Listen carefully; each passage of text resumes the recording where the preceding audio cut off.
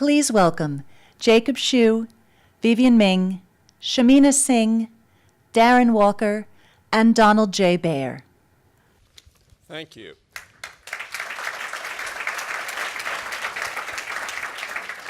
Isn't it nice that the voice of God is a woman? Yeah!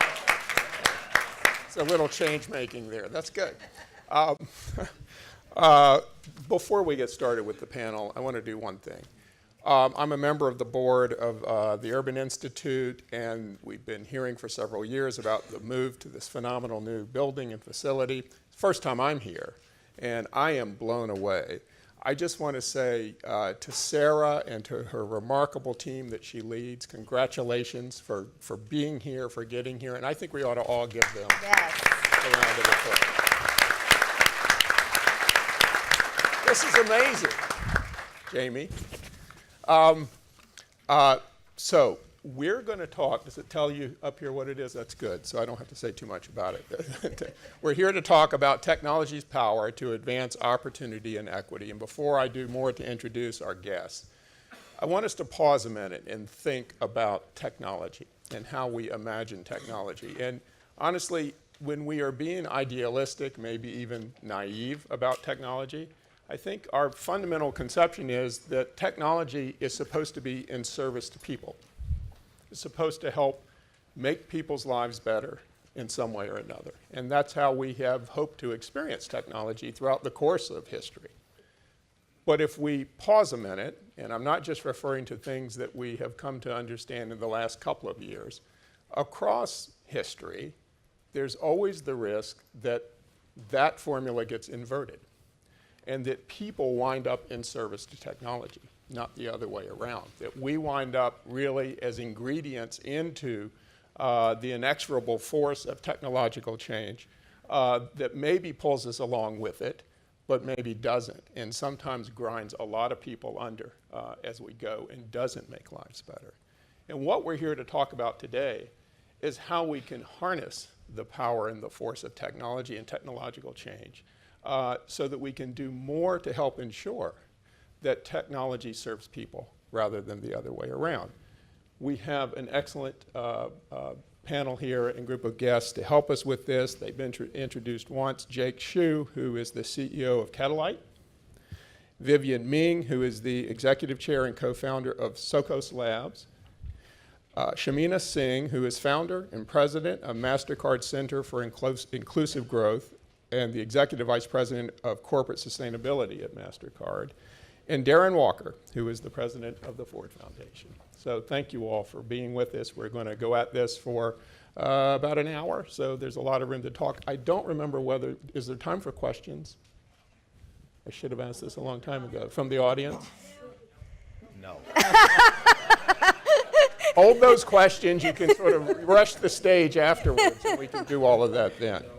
So, and also, I do want to make this one point. There was only one point that I was told I had to make, which is that one of the knowledge labs that is following this discussion is going to focus on the same subject and building on the knowledge changemakers need to harness with regard to artificial intelligence and how that can advance employment equity. But right now, we're going to talk about really how do we use it to create opportunity and to drive greater equity. And as I've said before to people, AI has a big PR problem, so you get to talk about that more specifically as we get into it. But we'll have some more time for that here as well.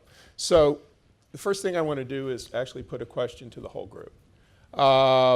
And ask you to pick one application of technology. And by application, I don't necessarily mean an app on your iPhone, but it could be.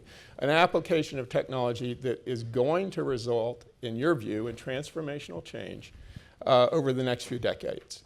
And for some people who are perhaps not as immersed in the consequences of this transformation, help us all imagine the future and think about how that technology will help to expand people's ability to access opportunity, and what do we need to do, more importantly, to help make sure that that happens, because as I've said, it can slide off into the wrong direction without that insurance. So Darren, why don't we start with you? Thank you very much. I'm really honored to be here, and congratulations, Sarah. This is really, remarkable. So my great frustration with these conversations is that we immediately go to talking about applications, about innovation, without spending the time to talk about context. And so the context for technology is, in this country, a system of democracy and capitalism that is always in tension. And I've had many of these conversations with Sir Tim Berners-Lee, who for a number of years was on the board of the Ford Foundation and was the founder of the World Wide Web. And I think Tim's initial idea, which was that the web was going to propel democracy and access and inclusion, is obviously a utopian idea. And I think Tim would agree that it is veering towards dystopia rather than utopia. And part of the reason for that is because an idea that was in some ways naive in the public interest has been mostly privatized for private interest. And we actually need to define what is the public interest in this new digital world, and what is the public interest in a democratic capitalist society. And I would say the moniker for me is the hearings that we have seen of technology companies on the Hill, which really were about the intersection of democracy and capitalism. And so I think for example, in the Zuckerberg hearings, it was an intersection of democracy and capitalism, and democracy lost. Mm-hmm. Democracy lost in part because there is so little capability in government to actually respond to the tsunami of private capability. And so the public interest has actually been defined by the private sector, right? So yes, we have an FCC, yes, we have an FTC, yes, we have a government, but if we're to be honest, we know that it is undercapacitated. And we saw that when we saw members of Congress asking almost comical questions that were embarrassing on behalf of the people, because there was no one sitting behind them, as there is in any other sphere of American life, financial services, the environment, you name it. There's some group of smart people sitting behind that congressperson, passing them index cards saying, he's wrong, here's the right. Anyone who's ever done that, raise your hand. And in any other sphere, healthcare, you name it. But we know some of those people had no one sitting behind them. Didn't even know the question. They were all tweeting, so they weren't able to. Yeah, they weren't there. And they weren't there because they haven't been hired into government. And yes, there are episodic, I think under-invested in mechanisms where people are being brought into government. But we've got to accelerate that. So what I am concerned about is a future in which we have simply ceded the question of the people's interests, broadly speaking, in a democracy, in a system that is really about monetizing our data and our information, and that is ultimately harmful to our democracy and the notion of justice in our society. So is your answer to the application that we need more human beings who are involved? My answer is that we need what we did in law in the 1960s. There was no such thing as public interest law before the 1960s. A field was created. Systems of education were changed. The law school curriculum was changed. New institutions were built. Legal clinics were introduced into the legal education. postgraduate fellowships for smart young lawyers to say, you actually don't have to go to Davis Polk and Wardwell. You can go and work for a public interest organization. You can work in this new field called environmental law that did not exist, that today we think of as completely normative. We think of the environment as always a tension between our public interest in the environment, in a clean, healthy environment, and the way the government has actually built an agency. And there are thousands of environmental lawyers running around this country protecting the people's interests. Mm-hmm. We should have that same scheme in technology. You know, if I could link that back around, I'll give you, I could give you a dozen technologies that I think would be really fascinating to discuss. So I'm going to pull one in that might seem totally out of left field, but I want to tie it back to what you were just talking about. So a week and a half ago at MIT, I attended a neurotechnologies conference, and it's supported by a group that's funded by Eric Schmidt and Reid Hoffman and a variety of others. So lots of talks by neuroscientists. So that's part of my background. I was a theoretical neuroscientist at UC Berkeley and Stanford before I became an entrepreneur, and then I do the crazy stuff I do now. And so I went to school to learn how to build cyborgs. I'll just be really transparent about that. It just seemed like the coolest thing in the world to me. And now, these technologies aren't 10 years out. They're literally right now. I actually work with a startup where you can slap a little thing on your head, and for 2 hours, you are literally smarter. We could go into the details, but I want that technology. Absolutely. I will take volunteers. I guarantee success in all of the survivors. So, to throw out a technology, but then I want to tie it back. These, what we call neuroprosthetics, literal technology devices that either non-invasively or invasively, literally inside your brain, interface.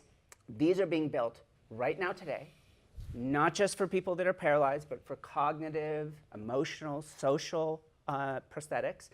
And to me, this has two potential futures. One in which, for example, we know with excruciating molecular detail how childhood household stress and poverty permanently causally reduces working memory span, which is a huge predictor of life outcomes. If you could go, I'm not saying that this is the right way to do it, but if you could go and wave a magical technology wand and give that back to a kid, how could you not?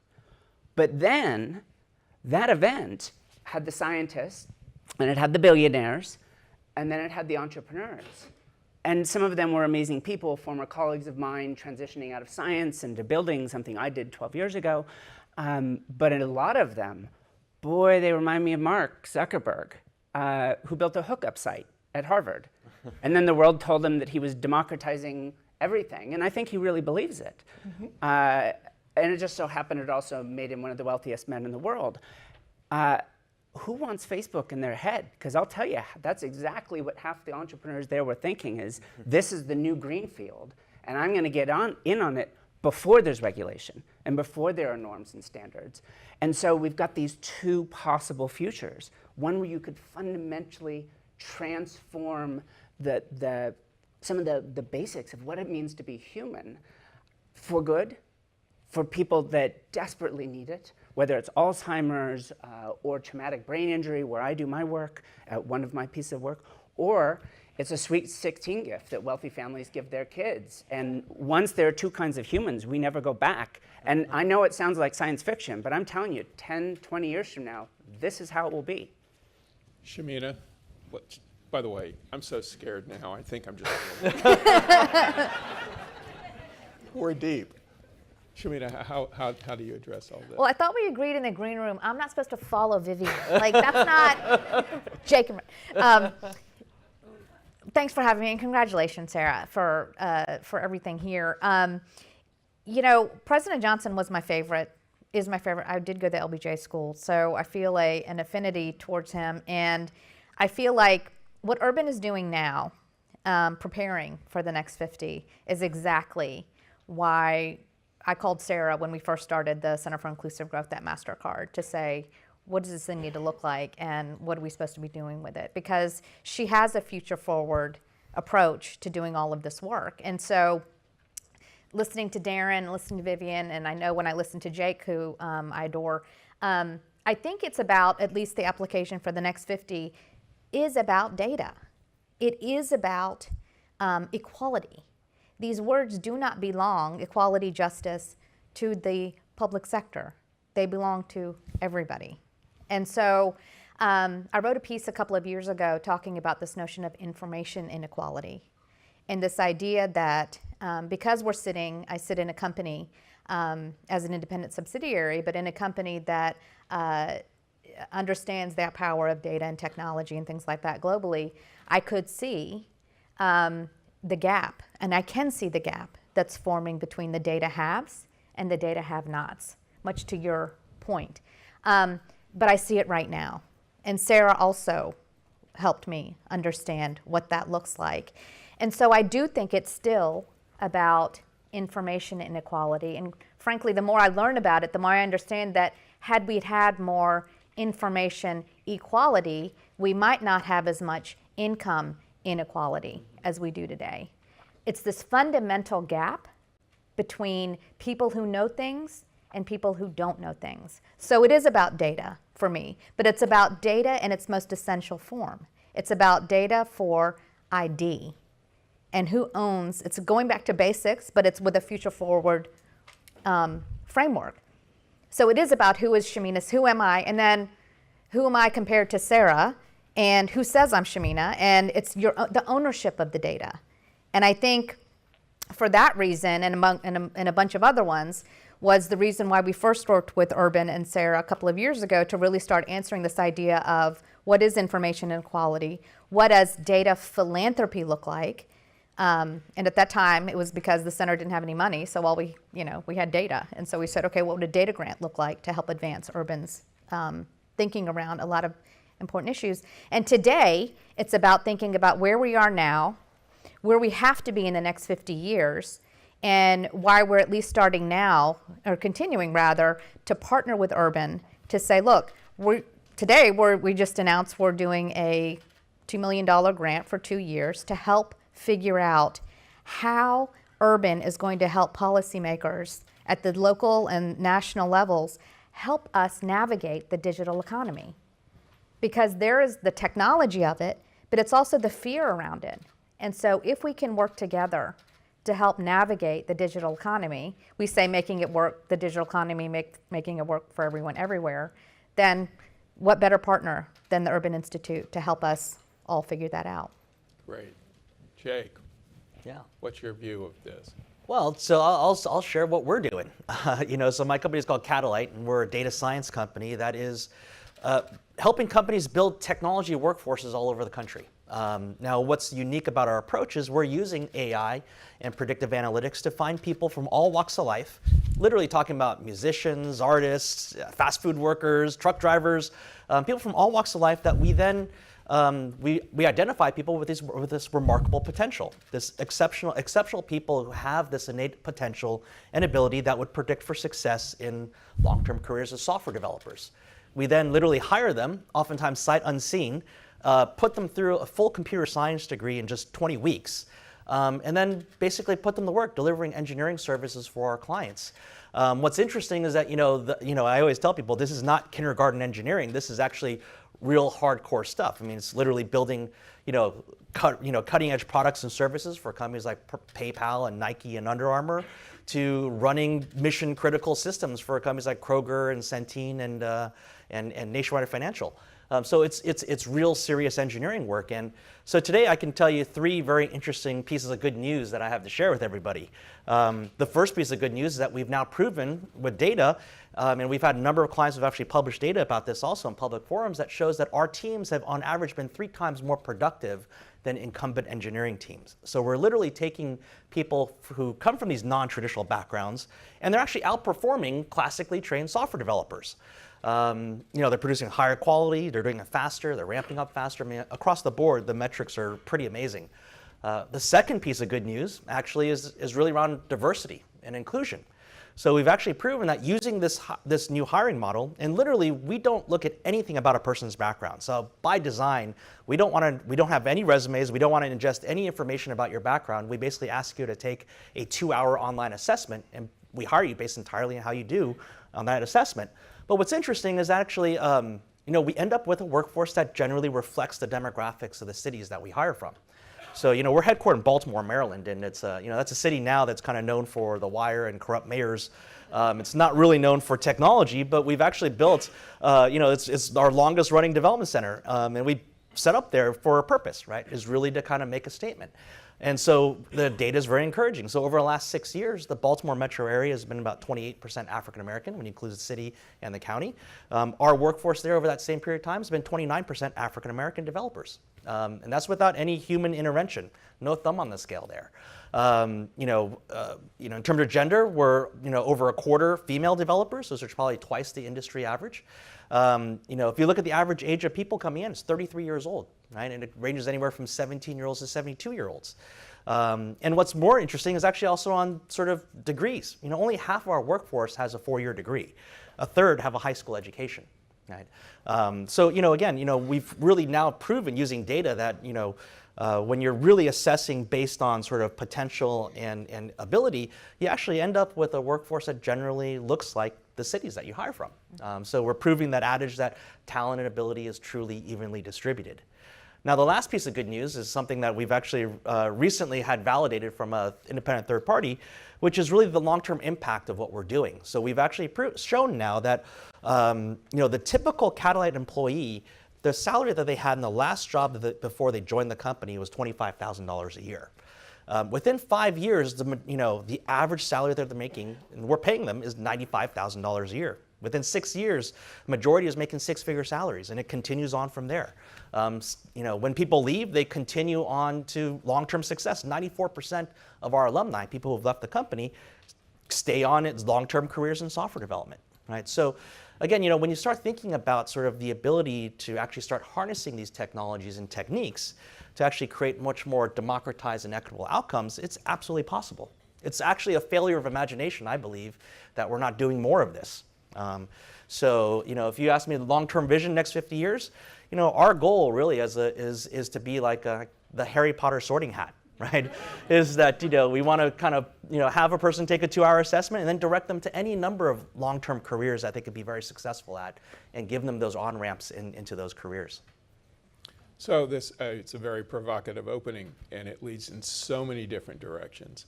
Darren, I'm going to come back to you, and maybe this seems like rushing way ahead to the end of the story because we're going to go into some other directions here as well. But all of these visions, the ability to really harness technology and change for good, do you have a sense of how we will know if we've succeeded or if we are succeeding? Is there any way to sort of look at the road that we will be on and know whether we're on the right course or not? Well, I would say for me, for my institution, for the Ford Foundation, which has a focus and a mission on justice in the world, we will have failed in this new digital era if the discrimination, prejudice, racism, and other forms of isms that we have in the analog world is simply replicated in the digital world. And so we can look across the world as it is today, and we can see where there is discrimination at a meta level, and then we can look at industry. And let's just pick something. Predatory lending. And the way in which, in the analog world, bad actors in financial services in that industry prey on vulnerable Americans, prey on low-income people, on African-American communities, brown communities, immigrant communities are often victimized. And that's a fact. So that's not ideological, that's not political. We know from the data. We also are seeing in this new digital world that AI and other innovations have actually accelerated the capability to victimize vulnerable people. So there are data sets that can be constructed that within seconds can actually tell you in a state every census tract where there is an African American. And you can design a program to target that data set for predatory products and bombard them with predatory products within seconds. In the analog world, that sometimes took years to construct and execute and implement and see the returns on. Mm-hmm. You can do that now, literally in a matter of days. And so we will fail if we see that replicated at an accelerated pace with the velocity that actually victimizes more people, mm-hmm. and exacerbates the inequality that we see in the analog world that Brandy spoke so eloquently about. We potentially will see more of that faster happening, and we will be harmed as a society. So that's how we fail. How do we succeed? Well, I come back just the absence. Exactly. Of failure, I don't want to be here just to diagnose the problem. Mm-hmm. I am a capitalist. I believe in our system. I do not believe the current system is producing the kind of shared prosperity that our democracy needs to be sustained. And so there has to be, returning to where we started, at least from my standpoint, and the overarching issue here is if we have a system that can prevent that from happening, or at least can regulate that, then there is a chance. It also occurs to me that if data and analytics can identify for predatory lenders who the easy marks are, you can also identify who they might be and get to them first. Well, you can identify different kinds of opportunities that keep them from falling prey. That's right, but the good actors are already doing that. So we're, again, in the analog, just like in the analog world, Citi isn't going out doing, the good actors are already out there doing that in the digital world. It's that the bad actors, and it's always the bad actors who give the whole industry and do the biggest harm, right? So the point is just understanding that when we talk about things like data, when these things in the analog world, data are flawed. The data that we look at for making parole decisions in the current analog world are flawed. We are now, through AI, having predictive analytics. And so state parole boards are relying on AI to tell them who to parole. And that AI, in some places, we already know from evidence, good research, is being constructed from flawed data sets, right? And so we can look across our society in every domain, and so we just can't say data is going to solve this, because data are not neutral often. Mm-hmm. So I was going to, again, connect a couple of thoughts together, and obviously I'm going to strongly agree with you. I should do a preamble, because what I'm about to say might sound a little bleak.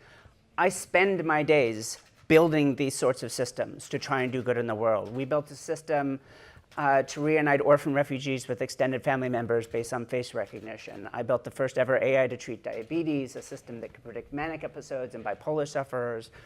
You can do good in the world with these if you choose to do good. And I'd love to spend time talking about that choice, because it's not just opportunity. Choice itself is fundamentally inequitably distributed. But I was the chief scientist of one of the first companies doing AI and hiring. And we built a tool. So we didn't do the hiring ourselves. In fact, that was when I finally broke apart from the founders, it was that issue. I said, we should just do this ourselves. We built these things, and what we found was people have been studying hiring for 100 years. Recruiters give you 5 seconds, and they look at your name and your school and your last job. So it turns out none of those are meaningfully predictive of anything. They're predictive of whether you get hired. But it turns out, and this may be a big shock to some in the policy space here, whether you go to university or not is not a big causal influence on the outcomes of your life. I know that that is seen as a huge policy lever here in Washington, but there is very little evidence to indicate that going to university changes people's lives. If you look for the things that university is a signal of, we did that ourselves through dumb luck, they did through strategy, you find that knowing how to program doesn't predict how good a programmer you are, strangely enough. Having a Bachelor of Computer Science from Stanford, small positive predictor of your ability as a software developer. But the kind of qualities that got you there, a strong sense of purpose, resilience, perspective, social skills, we found were just as predictive of the success of software developers as it was of salespeople. So I'm saying all of this on this side to now connect back up, because I'm about to say something provocative, which is the current approach to artificial intelligence is fundamentally incompatible with civil rights. Exactly. Thank you. So true. So right now, in the time we've been here, a huge percentage of you in the audience were passed over for a job, for a loan. Your kids were passed over for admission to university. For many of us, you might have gotten extra scrutiny from the police, and you weren't aware of any of it. If any of that was done because you were a woman or some sort of algorithmic redlining, how did you even know? You can't take action against it because you weren't even a participant. It happened in a couple of milliseconds and then it was done. If you didn't fit their model of the right person to hire, you don't get the job. You don't get a chance to say, yeah, they asked me if I was pregnant. They figured out you were pregnant from your Facebook profile. And no human did, an algorithm did. And so I'm being so pessimistic because after I was the chief scientist at Guild, I got the best, I get a lot of fancy smancy job offers. I've never taken one, but this was the pitch that actually got me to go interview. In 7 years, we, Amazon, will be a 1 million person company, and your job will be to make their life better. First time ever, I went up and I met with everyone. And what was very clear is Jeff's definition of better is different than mine. And at the time, amongst the many things I would have been involved in would be, for example, a system they've developed now, which is doing automatic termination of warehouse employees that are not meeting productivity standards. But another is a hiring system. So a big, deep neural network, the sort of modern face of artificial intelligence, to decide who Amazon should hire. And if you followed the news at all, you may have seen about a year ago, it came out that they built this thing, they spent years working on it, and it would not hire women. Or people of color. Or, yes, that's true also. Trust me, if it wouldn't do one, it wouldn't do the other. And guess where it learned it from? I actually got a call once when I was the chief scientist of Guild. Dr. Ming, Google just labeled a black couple as gorillas. Is AI racist? I said, it's pretty much like the rest of us. It depends on how you raise it. If it never sees any black faces, guess what? And the shocking thing is, that was 10 years after my very first project, the project where I actually learned how to do the face recognition stuff for the refugee project, was actually sponsored by the CIA. So as an undergrad, I worked on a project to do real-time lie detection off of raw video. It was all public academic stuff, all published, getting used in Western China in terrible ways now. And so we built this stuff, and it was cool. And at the time, we saw a demo of the first ever high-quality, real-time face recognition system. And it was just amazing. You could hold up a dollar bill and track George Washington. It would pick out the audience, except it wouldn't have found everyone in the audience. And I bet you can guess who it wouldn't have found. They threw up a picture of the crew of the Enterprise, the fake one, not the real one. And it missed one person. It didn't find Uhura. And the guy says, Paul Viola, a genius, and he says, yeah, we know this is a known problem. This is like 1999. The internet's overwhelmingly white. We trained it on that. We know we're going to fix this. And then 10 years later, it hasn't been fixed. Right. And if you follow the news again, 10 years after that, now this young researcher at MIT has shown... There we go. Has shown that, I don't remember, my wife has not caught on to the fact that I only refer to her as my wife. I'm not good with names.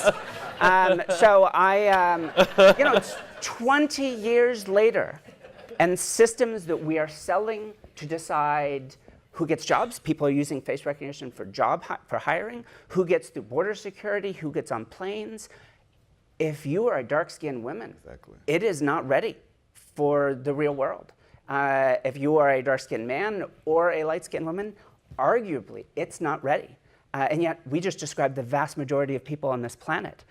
It is mystified to me. If we want AI to be involved in the court system, fine. It is an expert witness to be cross-examined, and I should be able to bring my own expert to bear, my own AI built by the ACLU, explaining why I should get bail, why I should get parole. Will be.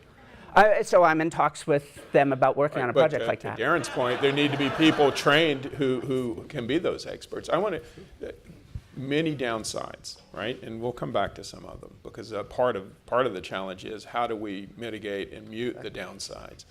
I want to come back, though, because it's been raised already. You're a capitalist, I happen to be one as well, about the private sector.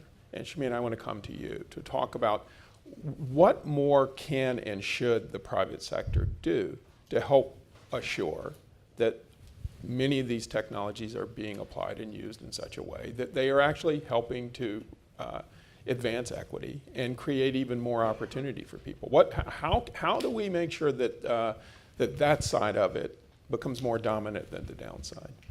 I think it's interesting because if we're thinking about today and then 50 years from now, I think I'll shoot myself in the head if we're still talking about private sector and public sector. And so I think that if, because nobody looks at themselves. Like, I don't know, Don, you've worked in both public and private. You probably don't think of yourself as a private sector guy on a Monday and a public sector guy on a Tuesday. You're just Don. And so just on an airplane. You're just on airplanes.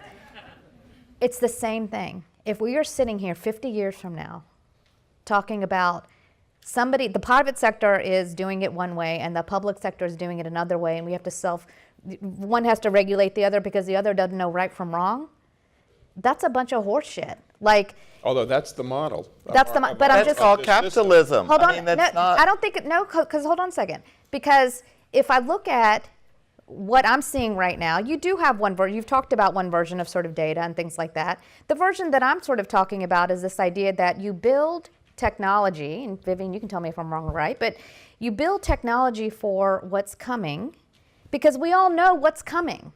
It's not that technology is some big secret. We all know that it's coming. It's here. Our jobs as people who are in positions of authority and privilege is to make sure that we use our positions of authority and privilege to do the right thing. Now, your right thing and my right thing might be two different things, but there is some semblance of decency. And I'll give you an example. So I work at a company that deals with payment technology, buying and selling. Brandy talked about trust. People who can't see each other, people don't know each other. And so the system that our data lawyers and our privacy people are saying is that data belongs to the individual. The individual owns their data. And we're going to build a system that is called privacy by design. We're building our technology to ensure that because we are a company who wants to make money at the end of the day, we know that the data is going to belong to the individual. So we're just going to go ahead and place a bet and say, that's how we're going to build our technology because that's what we're going to advocate, and that's how we're going to do it. This is the fight that's happening right now. This is not a fight that's saying one company is going to do data as a commodity, and one is going to say data belongs to the individual. It's a decision. It's a choice. And so I just don't feel like the private sector abdicates a responsibility for building things the right way because the public sector is going to regulate. There is something called decency and there's something called self-regulation. But is that a decision and a choice that each company that's in the business of taking in data and using it is making, or is it a choice that society makes and says you're all part of this society and therefore you will follow this protocol? And depending, if it's one that individual companies, for instance, make, how do we ensure that the bad actors, if you want to call them that, don't become more dominant than the good actors or take advantage of everyone? And if it's the other way, where society is supposed to essentially come to some sort of conclusions about what's in the better interest of everyone, how do we get there? How do we get to that kind of conclusion? So you mentioned that we had sort of followed each other giving some talks at Kellogg.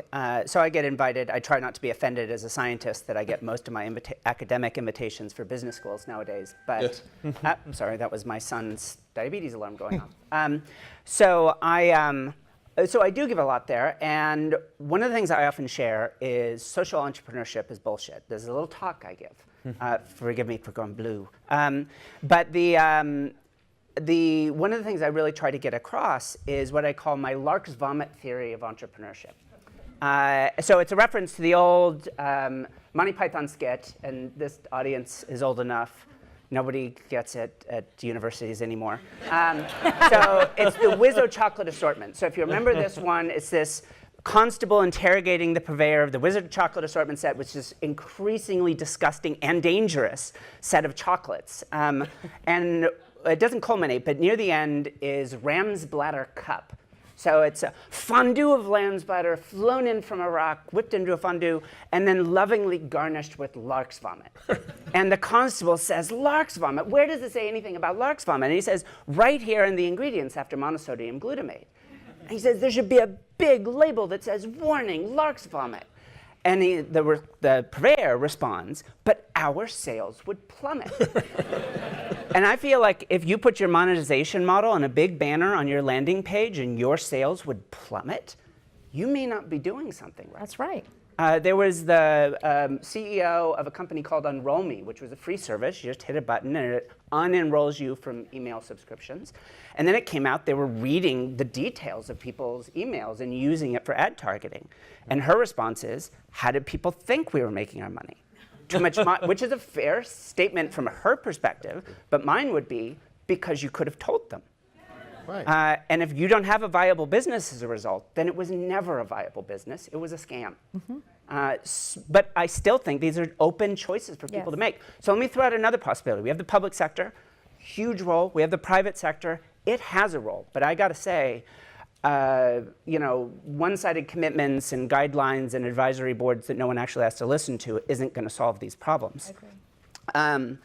Then we have what I call the individual sector, which is, I made an allusion to it earlier, which is, what if groups like my lab working with the ACLU could go and actually build things to actually empower people to make their own decisions about their data. So the advertisements you see on Facebook are the result of a giant auction, none of which you are involved in, despite the fact that you're the product being auctioned off. And wouldn't it be amazing if you could have a role in that instant auction where it could say, no, I don't want to see that ad. If you want to show me that one, you have to pay me a little bit more. But more profound as we go on and on, if I could have an AI that, this is what I'm advocating for, a civil right to have artificial intelligence unambiguously acting on your individual behalf, playing a role in these decisions, like who gets a job, who gets a loan, the things that are fundamental to our lives and have been used abusively for years to keep large sections of society out of civil life. We're going to find ourselves right back there again. And I will finish with this. It doesn't even require these systems to be wrong. Yes, there's bias we know in the data, in hiring. Yes, there is intentional bad actors. But I don't have to think Jack Ma or Larry Page are bad guys to think that of the 12 people that meaningfully control artificial intelligence in the world today, their self-interest is not my self-interest. In fact, the self-interest of a company to decide who they want to hire is not necessarily my self-interest in wanting to be hired in those jobs. So, yep, sorry. No, go ahead. But I think we have a possibility for a future where we can actually support individuals in making ownership. So I want to of that. play off of that and talk about participation, meaningful participation in the economy, and taking full advantage of opportunity in the economy. And again, come back to this question about bias or prejudice, really. How can, because you're working in this field, how can technologies be used, how are they being used, and how could they be scaled from where they are now to help reduce prejudice and bias and open up more lanes for opportunity for people, so we can get past some of the horror stories that we know exist? So I think there are three things that, at least some lessons that we can share. So I think first is really be mindful about how you design it.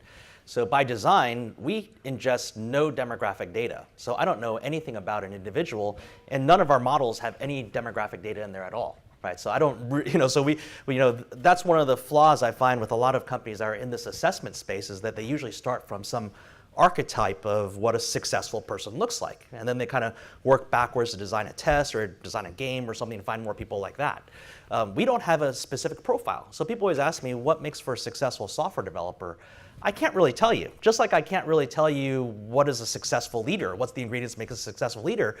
The answer is there's a lot of different signals for that. So what we do is that we actually start from the data set, right? So, and the second lesson I'll share here is that the data set needs to be quantifiable, right? I think 300, the most insidious thing in modern corporation is like the 360-degree review, right? Which are basically these assessments based through human filters. So we, what does our data set start with? It really begins with answering the question, what does excellence look like in a job, right? For a software developer, we actually started off with basically amassing a 20-year data set around agile sprint metrics. These are basically it's just an engineering process, right? So we just ingested all this data around sort of, well, how have companies been doing in terms of their sprints? You can tell a lot about productivity and velocity and quality and ramp-up times, all that stuff from really just very standardized. We use something called safe metrics. So that was the beginning point. Then that got combined with all of sort of the training data, all the sort of experience curve sort of development data. That data set then is basically what we use to basically backtest all these predictive theories against. We actually don't come up with these ourselves. We actually take them from places like the Urban Institute or other research organizations that are studying this idea of potential every day. And what we do is we basically backtest these theories, these models against this data set. And we update this algorithm that today has a little over 500 different models in there. We update that every quarter based on updates to our data set.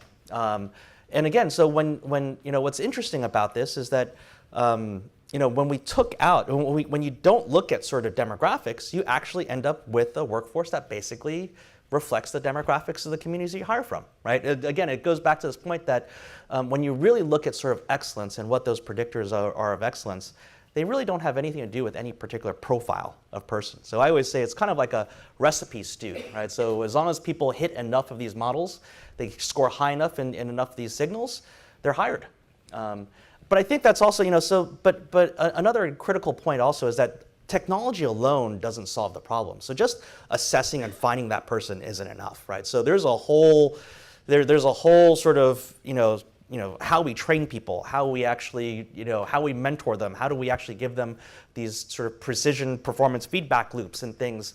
How do we measure actually their success? These are all sort of best practices that can be shared. But I'll just share one thing is that I think, we don't try to dumb down the program. In fact, like I said, our training is basically a off-the-shelf computer science degree from a university that's been compressed to 20 weeks. But what we did actually was make it team-based. Right? So from day one of the things that we were able to pull through 9 out of 10 people. So of the people who actually pass our assessment and join training, 9 out of 10 go on to become permanent software developers in the company. But we're able to pull people through because we've made it sort of team-based, right? And I think that's something that, in a lot of ways, the education system is going the wrong way, where we're kind of moving to these kind of individualized, like online community colleges and things like that, where it's sort of like, they're trying to teach you, you sort of do it by yourself. The modern software development is a team sport, right? And I think one of the reasons why we're able to pull a lot more people through this training program, and by the way, it's meant to be hard. We call it productive struggle, so it's meant to be hard. The only way to get through it is to go through it. But we also tell people the only way you're going to make it through it is actually you're going to have to do this as teams, right? So our training cohorts every week break into new teams to solve this material together. And there's just as much peer learning as there is sort of instructor-led learning, to make this whole thing happen. Great. I will try to keep this quick, but I think if I could put 2 phrases in your mouth, there's one thing we do in our work so Socos Labs is this crazy idea. I started about 3 years ago. It's the worst business idea ever. People come to us with problems to solve, anything involving people. And if I think we can do something unique and make a difference, then I pay for everything and we actually go do it. So we don't take any donations, we don't do anything. My life's been good to me, and this is how I'm going to spend the rest of it. And we work in health and mental health, education, workforce, innovation itself, neuroscience, and beyond. I say all of that to explain some of my background here, which is we do a lot of work in education. The number one request we get from parents in our education work is, how is my child doing relative to other kids? And our only response can be, I'm so sorry, but if you want to know that, you'll have to find it someplace else. That's a better question than, can my kid be on the sailing team? Well, not everyone has $1 million to pay the sailing coach at Stanford. So, but in fact, what I want to tell everyone is, I don't care who your child is. I don't care who your potential hires are. I care who they could be and what it would take to get them there, including which group of people will they be with, such that their weaknesses and everyone else's weaknesses are complemented against the strengths of everyone else on the team. And you can't understand a person outside of that context. And I will add this one last very wonky detail, which is we've talked a lot about data, but I think what you talked about was causality. What do we know causally makes for great employees? And can you either find that or give it to someone? And the answer is absolutely yes in both cases. But you have to be willing to do that extra work. Amazon wasn't interested in doing that. It's just a philosophical difference here. And so the truth is, I'm saying this partially as a warning, which is, if you think you can take masses of data and pull out the demographic information and think a deep neural network won't find another way to get those insights, that's the mistake Amazon made. You have to say, what do we truly know makes for a great software developer? And can we find someone that we believe we can make that transformative difference in their lives? Now the data matters, but the trap of letting the data make the decision with all of its inherent bias goes away. Why do we pretend like science hasn't studied these problems for 100 years and just throw the smartest 19-year-old out of MIT to rebuild our society? Well, guess what? He doesn't know anything about the problem you've given him. Okay. Can I add one more point, actually? Of to course, build on but something then Vivienne we're going to go to a lightning round. All right. Go ahead. But I want to reinforce one thing that Vivienne said earlier that actually is we've also shown now through data. So when we looked at sort of the long-term success of our alumni, and again, this was done by an independent research organization, what was really fascinating actually, and this was really profound for us to kind of rethink about how we've been using our technology, was that we realized there was no difference in earning potential or seniority or long-term success, regardless if that person had prior tech experience or not. In fact, 75% of our workforce doesn't have any tech experience prior to coming to the company. And it also, more profoundly, did not matter if they had a degree or not, or if they didn't have a degree. There was no signal in whether or not the college degree or university degree affected the success of long-term in our employees. And did that cut across gender, race, and economic background? It does only because, well, I should say this. So because we don't ingest it at the top of the funnel or in our systems, we can only tell by polling after the fact. But generally, yes. Generally, it mirrors the demographics. I think, I mean, they have a special population. What's very clear is if you're black, having a Harvard degree does a huge amount of work for you. And ignoring that is ignoring the reality of America. Does it actually mean you are a better person because you went to Harvard? No. I mean, that's not what But it saying. means you are more employable, which is why Mark Zuckerberg could call his mother and say, "I'm dropping out." And his mother would say, "That's okay, son. There is no junior black young man in America in a college who's going to call his mother and say, 'I'm dropping out.' and she is going to say back to him, 'That's okay, son. You're going to be okay anyway.'" Okay. Just because to the point, and this is why the earlier statement that whether or not you have a college degree does not matter is not true. Because for some people in this country, it matters more. And so it's really, really important for us to not generalize, but to understand the context. And the context for vulnerable people historically, black people, brown people, immigrant people, low-income white people, is that their disadvantage is compounded And the things that many middle-class white people, upper-income white people take for granted as not important are extraordinarily important for them. And so when we talk about, I think it is important to be very clear that which populations we're talking about when we put out narratives about employment, employability, success rates, et cetera, because it's all true. I mean, you're giving facts. I think it will be really important to disaggregate because we need to believe that same thing. We actually need, I want to believe that a smart, young, 21-year-old black man with no BA can actually succeed in America. But the data tell us otherwise. So we call Mark dropping out risk-taking, and what it really is he didn't have anything to risk because it wasn't risky for him. I do want to be clear, though. What we're saying is the causal factors that predict how long you'll live, how happy you'll be, and earnings are not whether you had a particular degree or not. They are deeper underlying things. But if you have issues, trust me, I don't know if everyone knows this in the audience, but I have raised money as a man and I've raised money for a startup as a woman. If you think it's the same game, you are completely deluded. I don't know if any men in the room have ever had a VC pat them on the head and tell them, you should be so proud of what you've made, who then was the one guy that wouldn't fund us. These things are real, and to pretend they don't exist. But also, I think there needs to be some fidelity to understanding what makes a difference. And the problem for so many people is the thing that would actually predict their success won't get looked at because they don't look like the right person. They have the wrong last name, they have the wrong color skin. So in that sense, yes, these things are transformative and we should encourage and support them, but also understand it's the deeper person that actually makes a change in society.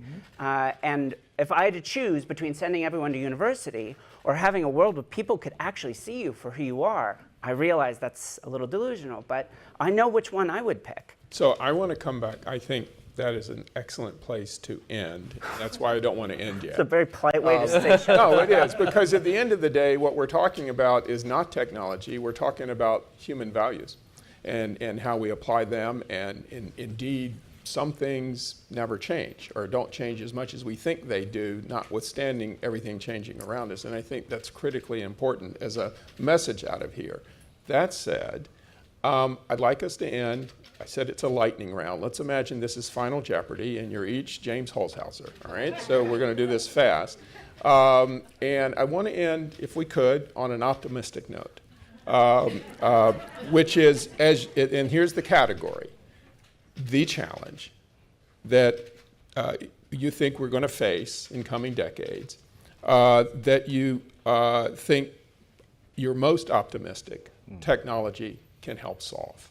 All right, so we're coming back to solutions here at the end. So a challenge that we're going to face in the coming decades that you are most optimistic technology can help us solve. Darren. I'm excited and positive and hopeful because young people are hungry for what we're talking about. So there is a consortium, I'm going to steal your thunder a little bit, that we are working on together, Mastercard and Ford, a consortium of 25 universities across the country, computer science departments that are changing their curriculum, that in the case of MIT are building an entirely new school that is interdisciplinary, that will graduate a generation of public interest technologists, of computer scientists who also are trained in the humanities and public policy, and who understand the implications for what they are developing. And so I'm actually very positive because I spend a good amount of time on university campuses. And when you spend time with young people, you actually believe in the future. And you see how we old people are getting in their way. I'm still young, Darren. I don't know about you. I'm still hanging in there. I think that the thing that I'm really excited about is sort of the thesis of the Center for Inclusive Growth, and that is this thesis that there are networks that power the modern economy, and your proximity to these networks determines your success. And I think that the technology that's out there today and the technology that'll be there 50 years from now, rooted in human values, because in the end it is all about human values, and frankly I think it's also about ID, and it is about data. I think that technology will allow us to bring people closer to these networks, to realize their productivity and realize their potential. And I do think that that's the future that we're talking about, one that is sustainable, equitable, and inclusive. Great. Vivienne. Optimistic. No, I spend all my days optimistic. I build artificial intelligence, and probably the big story around this is going to take all of your jobs. And we'll have a session about this later. That's positive. It's a much more nuanced story than that. What jerks like me are going to do is take away all the stuff that make us all sort of boringly the same. All the rote things anybody with a similar background could do goes away. That will be a much bigger transformation, positive and negative, than people appreciate. But it has this amazing silver lining, platinum lining, which is your marginal value to the economy, to society, is what makes you different. If all the rest of it is gone, the more different you are, the more valuable. So my son has autism. I don't want to cure autism. He also has diabetes. Tough. I built him a little pair of glasses, Google Glass, that could read people's facial expressions, and it writes it on the screen. And he learned how to read facial expressions using this. And it turns out, autistic kids that learn how to read facial expressions in natural social interactions also learn empathy, which was assumed to be a separate pathology. It's not a cure for autism. I don't want it to be. He's amazing. I just want him to interact with the world and preserve who he is. If what makes you different is what makes you valuable, my son is priceless. And I want that for everyone. We need more difference in the world. We need technology to augment everything that we truly are, not just sort of augment us into hyper-conformity. Right on. Jake.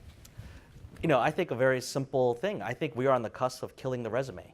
A lot of companies are already moving in that direction, and I think ultimately when you start killing the resume, you open up the gates, right? You open up a lot more opportunities for people who maybe don't have the right pedigree, didn't have an opportunity to go to college, or didn't have those abilities to build those muscles when they were earlier in life. That's great. This has been a phenomenal panel. Thank you to all of you and all of you.